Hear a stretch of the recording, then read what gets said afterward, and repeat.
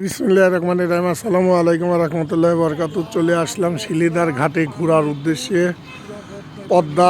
পদ্মার পানি দেখার উদ্দেশ্যে। পদ্মায় ঘুরবো সারাদিন, এই উদ্যোগে আসা।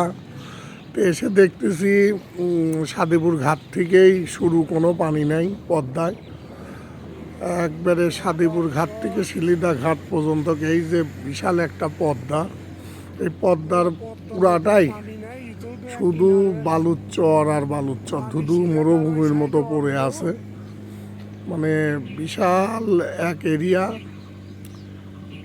এরিয়া, অল্প একটু খালি ওই শিলিদার সাইডে অল্প একটু পানি, অর্থাৎ 4 ভাগের 3.5 ভাগই হলে গা বালুচর, শুধু বালুচর।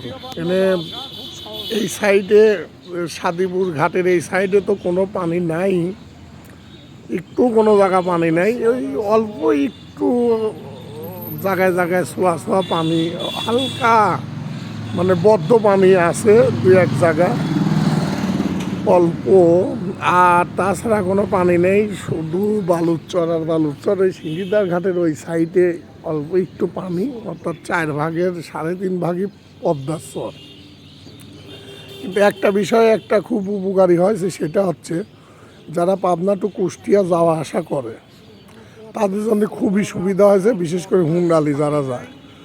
কারণ পাবনা থেকে কুষ্টিয়া যাইতে বর্তমান শুধু এই নদীটাই পার দিতে অনেক টাইম লাগতে ট্রলারে, এখন সে টাইম লাগতেছে না। এখন যেটুক পানি আছে, পানিটুক পার দিতে 8-10 মিনিট টাইম লাগে।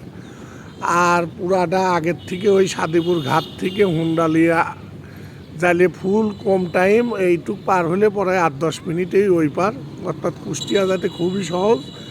আর সাদেপুর ঘাট থেকে যে অটো ভাড়া যায়, পিস প্রতি 40 টাকা করে অটো নেয় ঘাট পর্যন্ত যাইতে, ওই নৌকা পার হওয়ার জন্যে। পিস প্রতি ওই সাদেপুর ঘাট থেকে পিস প্রতি 40 টাকা লে একবারে এই নদী পদ্মা জেনে পানি আছে এই ঘাট পর্যন্ত, হেনতিন ট্রলারে পার হয়ে ওই পার যায়, শিলদা হয়ে কুষ্টিয়া যায়।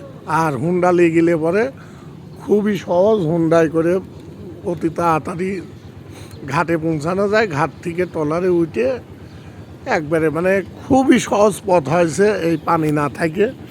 খালি বালুচরের পথ দিয়ে হুন্ডাও যাওয়া আসা করা যায়, এই অটো যাওয়া আসা, সব গাড়ি যাওয়া আসা করা যাচ্ছে। যাই হোক, সবাই ভালো থাকবেন। আসসালামু আলাইকুম।